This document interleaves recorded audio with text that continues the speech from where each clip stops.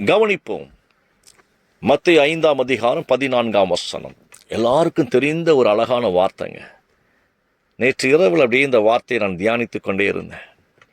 ஆண்டு ரொம்ப அழகா நம்மளை பார்த்து சொல்றாங்க, நீங்கள் இந்த உலகத்திற்கு வெளிச்சமாய் இருக்கிறீர்கள், ஒளியாய் இருக்கிறீர்கள். எவ்வளவு பெரிய வார்த்தை பாருங்களேன்.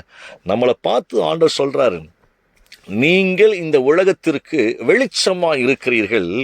மலை மேல் இருக்கின்ற பட்டணமானது, நகரானது மறைந்திருக்கவே முடியாதுன்னு ஒரு ஆசீர்வாதமான ஒரு வார்த்தை நம்ம மேல வைத்திருக்கிறாருங்க.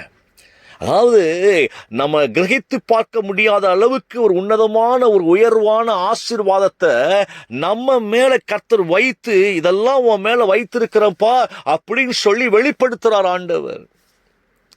நீங்க மனுஷங்க எதை வெளிப்படுத்துவாங்க அப்படின்னா, பிரச்சனைகளையே வெளிப்படுத்தி கொண்டு இருப்பாங்க.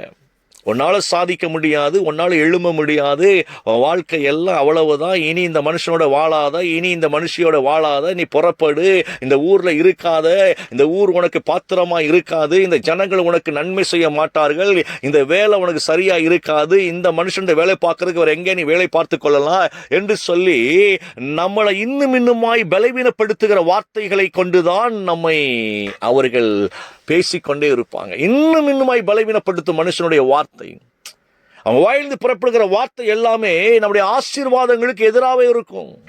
ஆனா கேட்பதற்கு நலமாக இருக்கும், காதுக்கு இனிமையாக இருக்கும். ஆனா தேவ திட்டத்துக்கு எதிரானதாய் அது இருக்கும் என்பதை முதல்ல புரிந்து கொள்ள வேண்டும். நம்ம அவர் ரொம்ப நிதானிக்கிறவர்களாய் நம்மை கர்த்தர் மாற்ற விரும்புகிறார். ஒரு மனுஷன் வாயிலிருந்து புறப்படுகிற வார்த்தையாக இருக்கலாம், தெய்வத்தின் வாயிலிருந்து புறப்பட்டு வந்த வார்த்தையாக இருக்கலாம். ரெண்டு வார்த்தையும் நம்ம ஆராய்ந்து பார்த்து தேவ சத்தத்தை அறிந்து கொள்ளுகிற ஒரு குவாலிட்டியை ஆண்டவர் நம்மிடத்தில் எதிர்பார்க்கிறார். இந்த வார்த்தையை நல்லா கவனித்துக் கொள்ளுங்க. நம்மை குறித்து தேவன் திட்டமாய் சொல்லிட்டாருங்க, நீங்கள் உலகத்திற்கு வெளிச்சம். இதுக்கு மேல நமக்கு என்ன வேணும்? உலகத்திற்கு வெளிச்சமாய் நீங்கள் இருக்கிறீர்கள். நேற்று ஒரு காரியத்தை சொல்லி கொண்டிருந்தேன். இன்னைக்கு நம்முடைய வாழ்க்கை எப்படி பயணிக்கிறது அப்படின்னா, இல்லாத இடத்துல தேவைகளை தேடிக்கொண்டிருக்கிறோம். நல்லா கவனித்துக் கொள்ளுங்க. ஒரு அன்பு கிடைக்கல என்பதற்காக எங்க அன்பு இல்லையோ அந்த இடத்துல அன்பை தேடிக்கொண்டிருக்கிறோம். இருளுக்குள் நம்ம வெளிச்சத்தை தேடிக்கொண்டிருக்கிறோம். இருளான உலகத்துல வெளிச்சத்தை தேடுவதற்கு தேவன் நம்மளை வைக்கல. என் ஆண்டவருக்கு ரொம்ப அழகாய் தெரியும், இருளுக்குள் இருந்து வெளிச்சம் புறப்பட்டு வர முடியாதுன்னு ஆண்டவருக்கு நல்லா தெரியும்.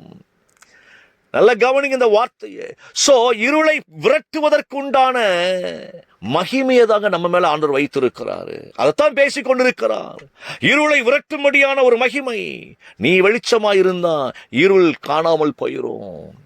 நீ வெளிச்சமா இருந்த ஆண்டவர் சொல்றாரு, நீ அவங்களா வெளிச்சமா இருக்கணும் அப்படின்னு எதிர்பார்க்காத, நீ வெளிச்சமா இரு. உதிக்கிறவன் ஒளி நடத்திருக்குதான் ராஜாக்கள் நடந்து வருவார்கள்.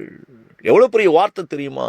உதிக்கிற உன் ஒளி நடத்திருக்கு, அந்த ஒளி நடத்திருக்கு நீ போ அப்படின்னு ஆண்டவர் சொல்லல. உதிக்கிற உன் ஒளி நடத்திருக்கு ராஜாக்கள் நடந்து வருவார்கள். எவ்வளவு பெரிய வார்த்தை பாருங்கள் அந்த வார்த்தை. அப்ப நம்மளை எந்த இடத்துல தேவன் வைத்து பார்க்கிறார், நம்மளை எவ்வளவு உயரமாய் வைத்து பார்க்கிறார் சொல்லிட்டு அடுத்த வார்த்தை சொல்லுகிறாரு, மலையின் மேல் இருக்கிற பட்டணம் ஒரு நாள் மறைந்திருக்க முடியாதது போல வாழ்க்கையில எந்த பாவமும் உன்னை மறைக்க முடியாது, எந்த தரித்திரமும் உன்னை மறைக்க முடியாது, எந்த வியாதி உன்னை மறைக்க முடியாது. ஏனென்றால் அவைகள் உன் பக்கத்தில் நெருங்கவே முடியாதபடிக்கு உன்னை உயர்த்தி வைத்திருக்கிற அந்த ஆசீர்வாதம் உன் கூட இருக்கு அப்படிங்கிறாரு. இதை நீங்க அப்படி விசுவாசிங்க இயேசுவின் நாமத்துல. எவ்வளவு பெரிய இடத்துல நம்ம ஆண்டவர் வைத்திருக்கிறார். நம்புங்க அந்த வார்த்தையை. நம்ம அதுல தாங்க நம்ம தோத்து போயிருந்தோம். யார் என்ன சொன்னாலும் கேட்கிறோம். ஆமா, யார் என்ன சொன்னாலும் கேட்கிறோம். ஆனா தேவன் சொல்றாரு, இல்லப்பா, மலையின் மேல் இருக்கிற பட்டணம். இந்த வார்த்தைக்கு அர்த்தம் என்ன தெரியுமா? மலையின் மேல் இருக்கிற பட்டணத்தை யாராலும் மறைக்க முடியாதுங்க.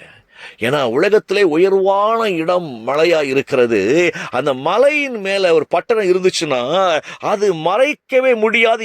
எந்த இடத்துல இருந்து பார்த்தாலும் அந்த பட்டணம் கண்ணுக்கு தெளிவாய் தெரிகிறதா இருக்கிறது. உன் உயர்வை கண்டு இருள் பயப்படும். உன் உயர்வை இருளால் மூட முடியாது. உன்னுடைய உயர்வை, உன்னுடைய ஆசீர்வாதங்களை எந்த தரித்திரத்தாலும் தடை செய்ய முடியாது, எந்த மனுஷனாலும் தடை செய்ய முடியாது என்பதை நம்ம புரிந்து கொள்ள வேண்டும். பாருங்க, சங்கீதம் 27:5 சங்கீதம் ரொம்ப அழகாய் சொல்லுகிறாருங்க. சங்கீதவன் பேசுகிற வார்த்தை கவனிங்களேன். கர்த்தர் என்னை தீங்கு நாளில் தம்முடைய கூடாரத்தில் மறைத்து என்னை தமது கூடார வாசலில், நல்ல கவனிங்கள, மறைவிலை ஒளித்து வைத்து கண்மலையின் மேல் உயர்த்துகிறவராயிருக்கிறார். இங்க இந்த வார்த்தைக்கு அர்த்தம் என்ன அப்படின்னா, நம்ம உயர்ந்து மேலே வருவதற்கு முன்பதாக கர்த்தர் நம்மளை மறைத்து வைக்கிறாராங்க. ஒரு வீடு கட்டும் பொழுது, ஒரு பெரிய பில்டிங் கட்டும் பொழுது பார்த்தீங்கன்னா, அந்த பில்டிங் எழுப்பி மேலே வர்ற வரைக்கும் சுற்றி கவர் பண்ணியிருப்பாங்க, எந்த மனுஷன் கண்ணில் பற்றக்கூடாது அப்படிங்கிறதுக்காக. நீங்கள் பார்த்தீங்கன்னா தெரியும், மற்ற கண்களில் பட்டு அது வெளியே தெரிந்து அவங்க அது நெகட்டிவாக மாறிடக்கூடாது அப்படிங்கிற ஒரு நோக்கத்தில் என்ன செய்வாங்கன்னா, கடைசி வரைக்கும் இந்த பில்டிங் எழுப்பி முடிகிற வரைக்கும் அந்த கட்டடத்தை சுற்றி வேலி போட்டிருப்பாங்க, யார் கண்ணுக்கு படாதபடிக்கு. கர்த்தர் உங்களை உயர்த்துவதற்காக உங்களை சுற்றி வேலி அடைத்து உங்களை பாதுகாப்பாய் ஒளித்து வைத்திருக்கிறாருங்க. அந்த ஒளித்து வைத்திருக்கிறதுல நல்ல கவனிங்களேன், அதைத்தான் உபத்திரவம் நம்ம நினைத்து கொண்டிருக்கிறோம். அதைத்தான் நம்ம சகிக்க முடியல நினைத்து கொண்டிருக்கிறோம். அதைத்தான் நம்ம நெருக்கடி நினைத்து கொண்டிருக்கிறோம். ஸோ இந்த நெருக்கடிகள் எல்லாமே நம்ம ஒளிந்திருக்கக்கூடிய இடமாக இருக்கிறது. நல்ல கவனிங்க இந்த வார்த்தையை. ஏன்னா இந்த நெருக்கடி, இந்த போராட்டங்கள், இந்த கஷ்டங்கள் எல்லாமே உலகத்தை கண்டுகொள்வதற்காக நமக்கு வரக்கூடிய சோதனைகள். இந்த சோதனைகளுக்குள் கர்த்தர் என்ன செய்கிறார்னா, நம்மளை பலப்படுத்திக்கிட்டே இருக்கிறார். மறைத்து மறைத்து மறைத்து மறைத்து மறைத்து மறைத்து தம்மை காண்பித்து பலப்படுத்தி கொண்டே இருக்கிறார். நீ பயப்பட அவன் கூட இருக்கிறேன், நீ கவலைப்படாதவன் கூட இருக்கிறேன். இந்த ஒளித்து வைக்கிற அனுபவம் இருக்கு. நம்மளை அவர் ஒளிச்சு வச்சிருக்கிறாராம். சிலரை தரித்திரத்துக்குள்ள கொஞ்ச நாள் ஒளித்து வைத்திருப்பார், பலவீனங்களுக்குள்ள கொஞ்ச நாள் ஒளித்து வைத்திருப்பார். உடைத்துக் கொண்டு வெளியே வருகிற பொழுது யாராலும் நம்மளை மேற்கொள்ள முடியாதபடிக்கு மலையின் மேல் இருக்கிற பட்டணமாய் கர்த்தர் உயர்த்துவதை கண்கள் காணும். என்னடா இவ்வளவு நாளும் இப்படி நெருக்கடியில் இருந்தாங்க, இவ்வளவு உபத்திரப்பட்டு இருந்தாங்க, சஞ்சலத்தோடு இருந்தாங்க, தவிப்போடு கூட இருந்தாங்க, ஆனா இன்னைக்கு திடீர்னு எப்படி இவ்வளவு உயரத்துக்கு வந்தாங்க அப்படின்னு ஆச்சரியப்படும் உலகம். எலியாவை ஒளிந்திருக்க சொன்னார், ஆகாபுடைய கண்களுக்கு தப்பிக்கும்படியாக. ஆண்டவர் அப்பமே ஆகாவை போட்டு தள்ளி இருக்கலாம், ஆனா எலியாவை தான் போய் ஒளிந்திருக்க சொன்னார். எப்பா நீ ஒளிந்திருப்பா கேரித்துல. ஏன் ஒளிந்திருக்க சொன்னார்? அது பாடுகளா? நல்ல கவனிங்க, இல்ல, அது பலப்படும்படியாக கொடுக்கப்பட்ட நேரங்கள். நல்ல கவனிங்க, உங்களுடைய உபத்திரவங்கள் எல்லாமே நீங்கள் பலப்படும்படியாய், உங்கள் காயங்கள் எல்லாமே நீங்கள் இன்னும் பலப்படும்படியாக கொடுக்கப்பட்டிருக்கிற காலங்கள். அது அந்த காலங்கள் தான் நம்முடைய பாதுகாக்கும் அரணாய் இருக்கிறது. உங்கள் உபத்திரம் உங்களை பாதுகாக்கும் அரண், உலகத்தை கண்டுகொள்ளக்கூடிய ஒரு கிருபை அது. நீ உபத்திரவத்தை கண்டு பயப்படாதீங்க, கர்த்தர் அதில் உயர்த்திக்கிட்டே இருங்க.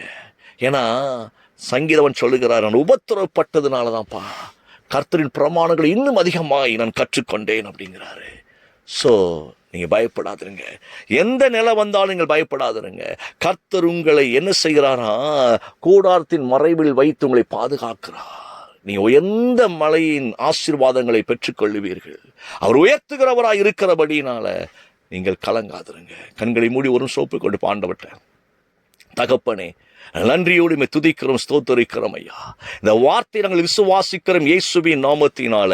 ஆண்டவரே, நீர் எங்களை மலையின் மேல் இருக்கிற பட்டணமா இந்த உலகத்திற்கு காண்பிக்கும்படியாய் சில நாட்கள், சில வருடங்களை ஒளித்து வைத்திருக்கிற மேலான கிருபைக்காய் ஸ்தோத்திராவே. உபத்திரங்கள் வழியாக, சோதனையின் வழியாக, பாடுகளின் வழியாக நாங்கள் ஒளிந்திருக்கும்படியான ஒரு கிருபையை தந்திருக்கிற தேவனாகிய கர்த்தாவே, உமக்கு நாங்கள் நன்றி செலுத்துகிறோம் ஐயா. தொடர்ந்து உம்முடைய கிருபை எங்களை பலப்படுத்துவதாக இயேசுவின் நாமத்தில் ஜெபிக்கிறோம் நல்ல பிதாவே. ஆமேன்,